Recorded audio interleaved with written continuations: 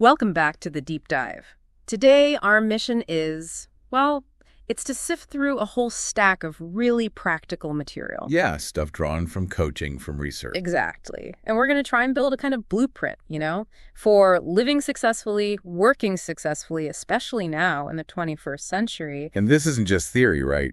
We're aiming for something you can actually use. A code to live by, almost. Yes, a practical code. So let's start with definitions. What are we even talking about when we say success? The source material defines it pretty clearly. Yeah, so It's about accomplishing your aims, your dreams, aspirations, goals. The key thing is it's unique to you. Right. So success for one person might be climbing the corporate ladder. While for someone else, it's, running a marathon or publishing a book. It's your mountain to climb. And that ties into something Marshall Goldsmith talks about, doesn't it? This idea about behavior. Oh, yeah, the triggers. Tell us about that. Well, Goldsmith basically says most of us know who we want to be. That better version. Yeah. More focused, healthier, more organized. Sure, we all have that ideal self in mind. But actually being that person consistently, day in, day out, that's where it gets tricky. So why is it so hard just sticking to it? It's because we're, creatures of habit. We've got these deeply ingrained patterns, and we're constantly hit by these psychological triggers that nudge our decisions one way or another. Okay. And the real difference, according to Goldsmith and the research, between long-term success and just, staying stuck, it's not really about luck or even raw talent. It's about mastering those behavioral triggers. So just reading about success isn't enough. Not even close. You need a plan, an actionable code that you actually follow through on consistently. Action is key. And that's precisely what we've tried to distill today. We've boiled it down to 10 core lessons. They cover, pretty much everything: career, health, relationships, even character. A full spectrum look. Exactly. So let's start where it all has to begin, the inner game. Building that mental and emotional foundation. Right, because if you're going to build anything worthwhile outside, you've got to get the inside right first. That mental architecture. Okay, lesson 1. This feels fundamental. Be positive and optimistic. Successful people, the source says, have this core belief in themselves. An unwavering belief, yeah, in their ability to hit their goals. And they don't just ignore the bad stuff, right? It's more about focusing on the positive aspects, seeing challenges not as dead ends, but as actual chances to grow. Exactly. And it often starts with dreaming. Richard Branson's quote comes to mind here about dreams being the fuel for success. Fuel for success. I like that. If you look at anyone who's achieved something significant, you'll usually find there was this initial dream, something that really excited them, captivated them. Pushed them to believe in something that maybe seemed impossible to others. Totally. Like Steve Jobs, right? The classic example. Dropping out of university. Yeah. He didn't just follow the expected path. He quit to chase what he felt deep down was his real passion, his core aspiration. That takes more than just vague hope. It takes active optimism, a belief you can make it happen. But that belief system, it's fragile sometimes. It needs protecting. Because as soon as you voice a big dream, like starting business or moving country... Oh yeah, the negative thoughts flood in. Instantly.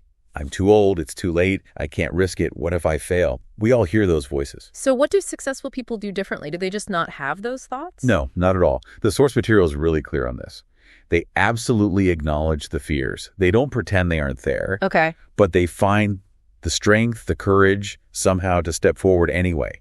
They refuse to buy into that fatalistic thinking, the idea that it's all down to luck or fate. Right. They take control. So how do you fight those internal critics? Is there a technique? There is. The source calls it reframing your view. It's a conscious effort, a mental discipline. Okay, walk us through it. Let's say something negative happens, like you get fired unexpectedly, a big blow. Right. The immediate thought might be catastrophic. I'm a failure. My career's over. I'll never find another job like that. Yeah, panic sets in. So step 1, identify that catastrophic thought. Write it down even. Get it out of your head. Okay. Step 2, brainstorm at least 3 alternative interpretations. Even if they feel a bit forced at first. Like what? Well, interpretation A could be, okay, this actually frees me up to finally explore that business idea I've had on the back burner. Possible. Interpretation B, this forces me to look for a better role, Maybe negotiate a higher salary elsewhere, which I wouldn't have done if I'd stayed comfortable. Right, it forces action. Interpretation C. Maybe this is a sign I was actually on the wrong path altogether. This is a chance for a total reset. I see. It immediately changes the feeling, doesn't it? It takes the edge off the panic. It does. And step 3 is to realistically assess the probability of that original catastrophic thought. Is it really true that you'll never succeed again? Probably not. Almost certainly not, in fact. Exactly. So by actively searching for the positives, even in a really negative situation, you basically grab the steering wheel back. You shift from being driven by fear to acting with purpose. That makes sense. And once you've got that mindset, that optimism, the next logical step is, well, doing something about it. Action. And being okay with the fact that action sometimes leads to falling flat on your face. Yes, lesson 3. Take action and have the courage to fail. This one hits hard. You have to take risks. And failure, it's not just possible, it's like non-optional, it's part of the deal. It really is. And the research backs this up. The number one reason people don't achieve their dreams isn't because they lack the skills or the talent. It's fear? It's the paralyzing fear of failing. They get stuck in their heads just running through endless worst-case scenarios. Analysis paralysis. I think we can all relate to that. And that J.K. Rowling, quote, captures it perfectly, doesn't it? Remind me. It is impossible to live without failing at something, unless you live so consciously that you might as well not have lived at all. In which case you have failed by default. Wow. Yeah. So if you play it so safe that you avoid any chance of failure, you've actually guaranteed the biggest failure of all the failure to really live, to try, to strive. That really connects to this idea of opportunity cost the source talks about. Explain that. Well, it's saying the biggest risks aren't the things we do try, but the opportunities we miss out on because we stay stuck in our comfort zone. The cost of not changing. Exactly. Successful people, it seems, have the courage to step out of that zone, to take calculated risks, things that might seem unimaginable to others. Okay, but let's dig into that word calculated. This isn't about being reckless, is it? Just jumping off cliffs blindly. No, definitely not. Success isn't just random luck or fate deciding things. Right. Behind almost every overnight success is... What? Hours, days, often years of hard graft, preparation, thinking things through, assessing the risk strategically. So taking action means being prepared to put in the work, to persist, maybe make some sacrifices, but doing it smartly, to actually create your future, not just wait for it. That dedication to hard work, to evolving, it flows right into the next lesson, doesn't it? The need to constantly learn. Yeah, lesson 5, be willing to learn and grow. That Einstein quote, or at least attributed to him, once you stop learning, you start dying. Pretty blunt. It is, but it highlights how crucial this is. Learning isn't just something you do in school. It needs to be a mindset. A way of being. Yeah, always listening, exploring new ideas, and maybe the hardest part, being willing to let go of something you were totally convinced was true yesterday. Oof. That's tough. Our beliefs get quite attached to our identity. They do. And think about where the biggest lessons often come from. The source is really clear here. Where? From our mistakes. From our lowest points. When things go wrong. So the successful mindset doesn't see errors as like the end of the road. Not at all. They're data points. Feedback. Information to learn from. And it goes further. Even boring, tedious tasks should be seen as a chance to learn something. You have to fight that tendency to just go on autopilot. Okay, so learn from mistakes, learn from mundane tasks. But then there's this other layer in lesson 5, this idea of unlearning. That sounds counterintuitive. It does, but it's arguably one of the most critical skills for the 21st century. It's the new knowledge battleground. What do you mean battleground? Well, think about how fast things change now. A specific software skill, a certain management approach, assumptions about the market. What worked brilliantly 5 or 10 years ago might be completely outdated today. Right. Obsolete. Exactly. So unlearning is the process of consciously identifying and discarding old knowledge, old assumptions, old ways of doing things that are now actually holding you back. But that sounds really difficult. If a belief or a method brought me success in the past, why would I just ditch it? It feels disloyal almost. That's the friction right there. We cling to old models because they felt safe, they were familiar, they worked before. But clinging on when the world has moved on.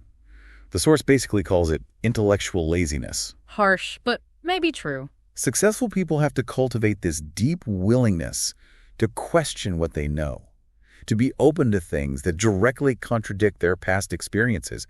They get that if they don't unlearn, they risk becoming, well, fossils in a fast-moving world. Can you give an example? Sure. Think about a manager who's really successful in the 90s, probably very hierarchical command and control style. Right, top down. Today, that manager needs to lead hybrid teams, remote teams, maybe more autonomous project groups. They have to unlearn that old top-down approach and learn a completely different way of empowering and trusting people. That shift, often much harder than just learning a new piece of software. I see. So it's this constant cycle. Learn, fail, learn from the failure, maybe unlearn something, then act again. It sounds demanding. It is. Which is why maintaining perspective, staying grounded is so vital. Success can be temporary, but your character, how you handle it all, that lasts. Which brings us nicely to lesson 10. Be humble. This isn't just about false modesty, is it? It's deeper. Success shouldn't go to your head. Definitely not. It's about maintaining gratitude, being honest about your journey, and crucially, acknowledging the help you got along the way. But the source says true humility starts even before that. It starts inside, with self-acceptance. Yes, that quote is powerful. Love yourself, accept yourself, forgive yourself. So how does that connect to humility? Humility starts with genuinely accepting that none of us is perfect. We all have flaws. We all make mistakes. We all have weaknesses. Okay. Real internal humility is about forgiving yourself for those past slip-ups, those errors in judgment, not carrying around this huge backpack of guilt or constantly beating yourself up. You can't lead others effectively if you haven't made peace with yourself first. Exactly. And that internal self-acceptance then naturally flows outwards into how you treat others, especially when it comes to apologizing. Ah, the power of saying sorry. People often see it as weakness, don't they? They do, but the source argues it's the opposite. Apologizing when you're genuinely wrong. That's a sign of maturity, of wisdom, and honestly, it's liberating. How so? It just cuts through the tension, it removes the guilt, allows everyone to move on. Yeah. But, and this is a big but, it has to be real. it has to be authentic. Yeah. Genuine intention. And critically, the source says you need to offer to right the wrong. Meaning You need to say how you plan to change your behavior in the future so it doesn't happen again. An apology without a concrete plan for change. It's just empty words, really. It doesn't rebuild trust. Okay, that makes sense. Authentic apology with a plan. And externally, humility also shows up in giving credit where it's due. Absolutely. Think about it. Surveys often show that relationships break down or people leave jobs when they feel unacknowledged, unappreciated. That fundamental human need to feel valued. Exactly. So a truly humble leader, or just a successful person in general, makes it a daily habit to acknowledge the contributions of others, to share the spotlight. When you're grateful, when you appreciate others, that energy spreads, doesn't it? It's infectious. It motivates people around you, and crucially, it keeps you grounded. It reminds you that your successes are rarely, if ever, achieved completely alone. Okay, so we've worked on the inner game, the optimism, the courage to act and fail, the learning mindset, the humility. Now we need to translate that internal state into actual, consistent progress. Right. This is where strategy and endurance come in, building the foundation for action. Lesson 2. Set clear goals and develop a plan. This feels like common sense, but maybe it's harder than it looks if you don't know where you're going. Any road will take you there, as the saying goes, which usually means no way useful. Successful people know what they want. They identify it clearly. And they don't just wish for it. They use tools, structures, like the SMART framework. Yeah, SMART goals. But the process actually starts even before that, according to the source. It starts with knowing your own dreams. Going back to lesson 1 a bit.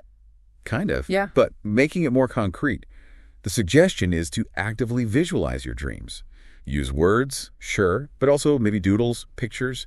Try to uncover those buried aspirations. See if connections emerge. Like, if money was no object, what would your ideal day, week, life actually look like? Exactly. Get those initial, maybe slightly fuzzy ideas out, but then you need to sharpen them, make them smart. Okay, let's quickly recap SMART. Specific, Measurable, attainable, realistic, or relevant. and time-bound. Most people know the acronym, but where do people usually fall down when actually using it? Well, a couple areas are tricky. Let's take R, relevant. This is crucial. You have to keep asking yourself, is this goal still relevant? Relevant to my life now. Relevant to the market. Precisely. People often chase goals they set years ago, even when their own values have shifted or the whole industry landscape has changed.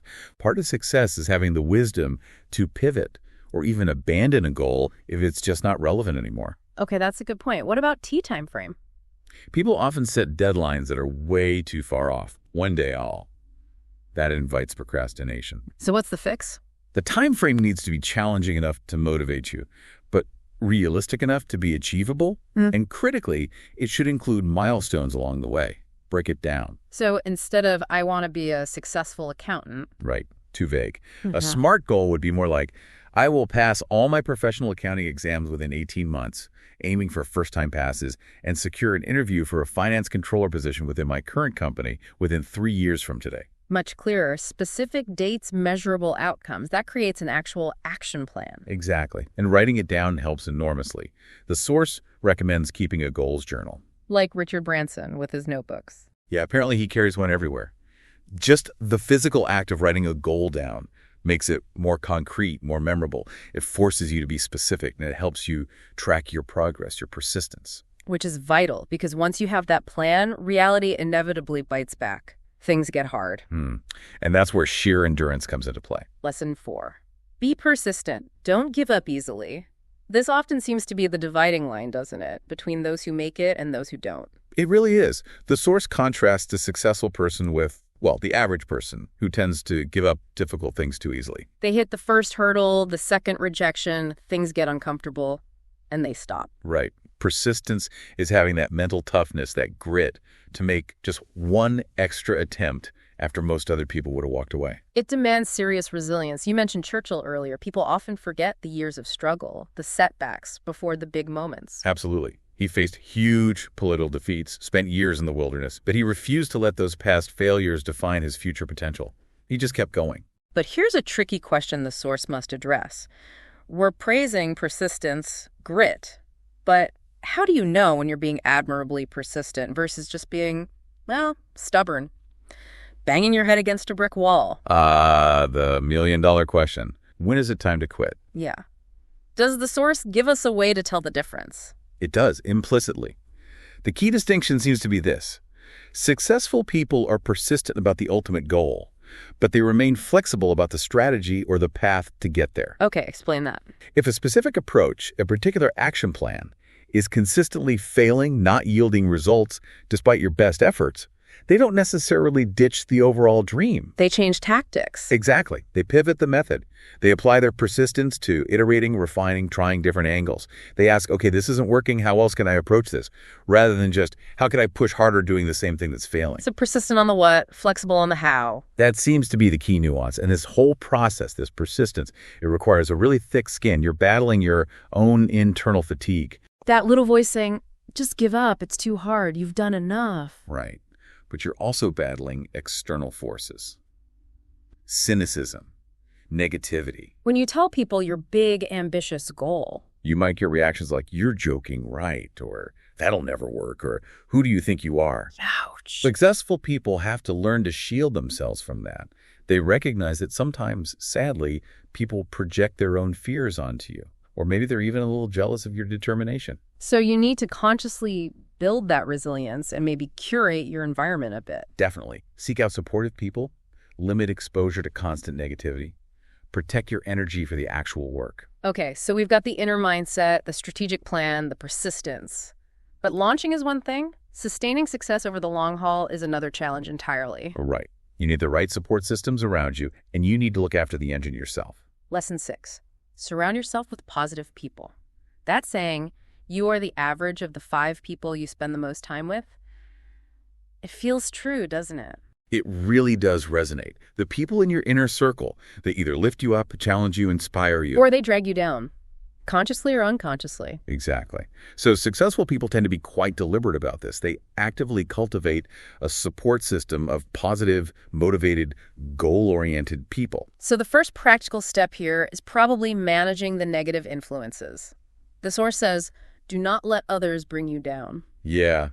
We've all had that experience, right? You share an exciting new goal, maybe with family or friends, and instead of enthusiasm, you get cynicism, doubt, maybe even ridicule. You'll never manage that. Isn't that a bit risky? If you're constantly surrounded by that kind of energy, that half-empty glass perspective, it's incredibly draining. The advice is clear. Minimize that exposure.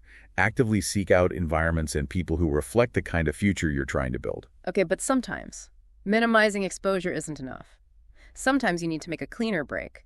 The source talks about saying goodbye to toxic people. This is a really tough one. It's one thing with maybe a difficult colleague, but what if it's family or a friend you've known forever? That's the painful calculation you sometimes have to make. How do we define toxic here? The source gives examples. Constant negativity, someone who seems incapable of being happy for your successes, someone who consistently puts you down, or maybe someone who just always wants something from you, draining your time and energy. Okay. It's really tempting to make excuses for them, isn't it? Oh, that's just how they are. They don't really mean it. Yeah, we rationalize it. But the source pushes you to prioritize your own sanity, your own peace of mind, your focus on your goals. Sometimes that means making a really difficult choice about who gets your precious time and energy. Maybe someone moves from being in your inner circle to being more of a distant acquaintance. Protecting your positive mindset, even if it's uncomfortable? Exactly. Because if your environment is constantly undermining you, it's so much harder to maintain that internal drive. So curate your community carefully. And once you've got that positive external environment sorted, or at least managed, you have to turn inwards and look after yourself. The machine needs maintenance. Lesson 8. Take care of yourself. Holistic health. This seems so obvious, yet it's often the first thing to go when we get busy or stressed. Isn't it just?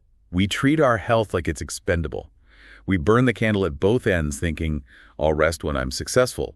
Or worse, I'll work myself into the ground now so I can afford good health care later. That's a terrible trade-off. And that study you mentioned about health declining rapidly after retirement. Yeah, the IEA study, it's a stark reminder. If you sacrifice your health completely along the way, you might reach your goal but be too unwell to enjoy it. Yeah. Or you spend your retirement dealing with health issues caused by years of neglect. So health isn't just not being sick. It's something you have to actively cultivate all the time. It's wealth. It's your primary wealth. Let's break it down a bit, starting with the mental side. Emotional intelligence, or EQ. Okay, how does EQ fit into taking care of yourself for success? Well, think about the opposite. Poor EQ. Lashing out in meetings, sending angry emails, arguing needlessly. That kind of behavior self-sabotages careers and relationships constantly. Destroys trust. Ruins opportunities. Exactly. High EQ, on the other hand, is foundational for a fulfilled life and professional success. It's more than just being nice. What are the key components then? High empathy is crucial. Really trying to see things from the other person's perspective. That's gold dust in negotiations, team management, any collaboration. Okay. But maybe the most powerful, practical EQ skill is the ability to pause before reacting. Interrupting that knee-jerk emotional response. Precisely. Learning to create a space between the trigger, someone says something provocative, you receive bad news, and your response. How do you practice that? A classic technique, especially for written communication. If you have to write a difficult email or message, write it. Get it all out. Then save it as a draft. And wait. Wait 24 hours if possible. Reread it with fresh, calmer eyes before sending. You'll almost always edit it. It prevents so many impulsive, damaging communications. That simple pause can save careers, I imagine. And this relates directly to managing stress too, right? Which the source calls the trash of modern life. A great description. Stress just accumulates, weighs you down, drains your energy, dims your ambition. We try quick fixes, right? A massage, a weekend sleeping in. And those things can help temporarily, sure. But the real discipline, the source insists, is tackling the root causes of the stress. So asking the hard questions. Yeah. Is this stress coming from a toxic work environment? A fundamentally wrong career choice? Unrealistic expectations I'm putting on myself? A lack of boundaries? You have to diagnose the real problem, not just keep treating the symptoms. Okay, that's the mental side, EQ, stress management. What about the physical basics? Sleep often gets sacrificed first. We're apparently the only species that willingly delays sleep. It's madness when you think about it. Yeah. The core rule here is simple. Don't take your worries to bed. Easier said than done sometimes. True. But you have to create a deliberate wind-down routine. At least 1 hour before you intend to sleep, switch off from work. Switch off from problem solving. What should you do instead? Read a book, not work-related. Listen to calming music, maybe some light stretching, meditation, anything that signals to your brain, okay, time to power down.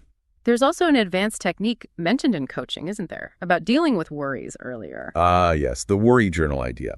Around 5 or 6 p.m., deliberately take 10-15 minutes to just brain dump all your worries, anxieties, upcoming tasks onto paper. Get them out of your head well before bedtime. Like emptying the mental cache before shutdown. Exactly. Treat your mind like a computer that needs a proper shutdown sequence, not just an abrupt power off while it's still processing everything. Okay, sleep is crucial. What about breaks during the workday? We often feel guilty taking them. Counterintuitive, isn't it? We think pushing through nonstop is more productive, but it actually leads to fatigue, mistakes, and burnout. Breaks are essential. It's like the Pomodoro technique. That's a great example. Work intensely for, say, 25 minutes, then take a genuine 5-minute break. Stand up, walk around, look out the window, and take a longer break every couple of hours. It keeps your mind sharper. And holidays. Annual leave. Non-negotiable. Take all the leave you are entitled to. And when you're on holiday, actually be on holiday. Meaning? Switch off the work phone notifications. Agree beforehand that you'll only check for absolute emergencies, maybe once a day max. Otherwise, disconnect. Your brain needs proper recovery time. Treat your weekends like mini holidays too. Genuine rest and recharge. Taking care of yourself fuels everything else. It gives you the energy, the resilience. The capacity to not just achieve, but also to look beyond yourself, to contribute. Which leads us perfectly to lesson 7. Give back to others. This really elevates the definition of success, doesn't it? Beyond just personal gain. It really does. That Churchill quote again. We make a living by what we get, but we make a life by what we give. So true success isn't just about being comfortable yourself, especially if others around you are struggling. Exactly. The source argues that being, say, wealthy and healthy in a world filled with poverty and suffering, that's not ultimate success. Real meaningful success involves helping other people rise too, lifting others up. And this isn't just for billionaires, right? Like the Bill and Melinda Gates example, that's amazing, but most of us can't operate on that scale. Absolutely not. Giving back isn't primarily about money.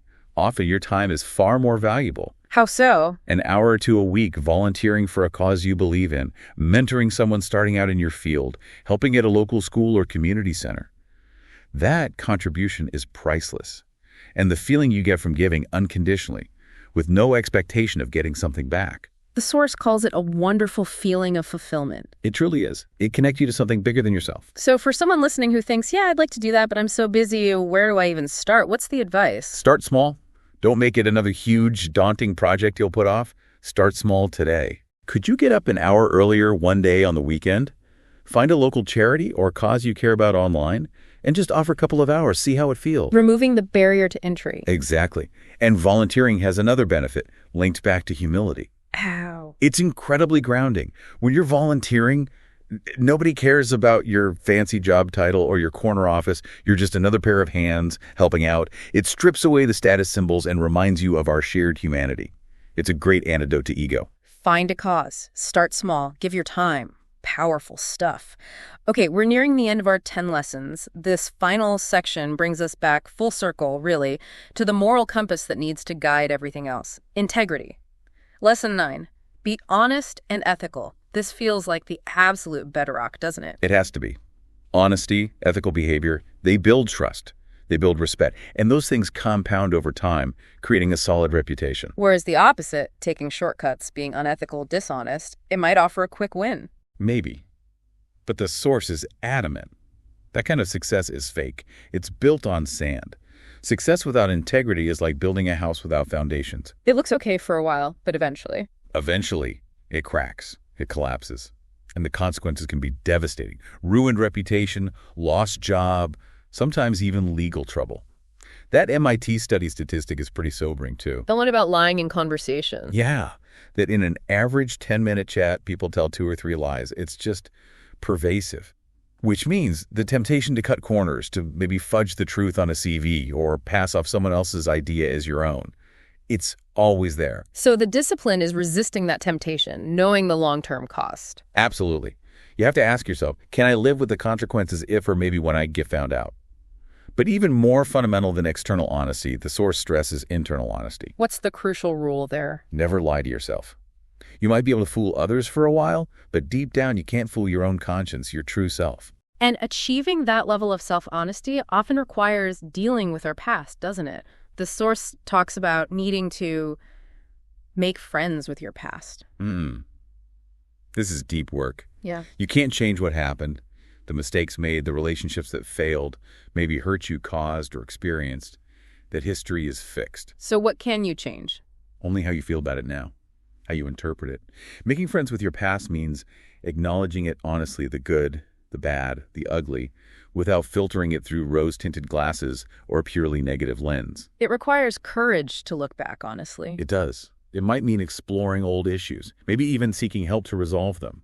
The example given was a friend who couldn't connect properly with his kids for years after a divorce. Until what? Until he genuinely faced up to his own feelings of loss, failure, maybe guilt, related to that past event. Only then could he rebuild the relationship authentically. So making friends with your past isn't about forgetting or excusing. It's about understanding, accepting, letting go of the emotional baggage, the guilt, the resentment, the fear of repeating mistakes. Exactly. So you can move forward with a cleaner slate, with integrity, both internal and external, ready to live authentically. Hashtag tag outro. Wow. Okay, so that's our deep dive into the 10 essential lessons. Let's quickly recap.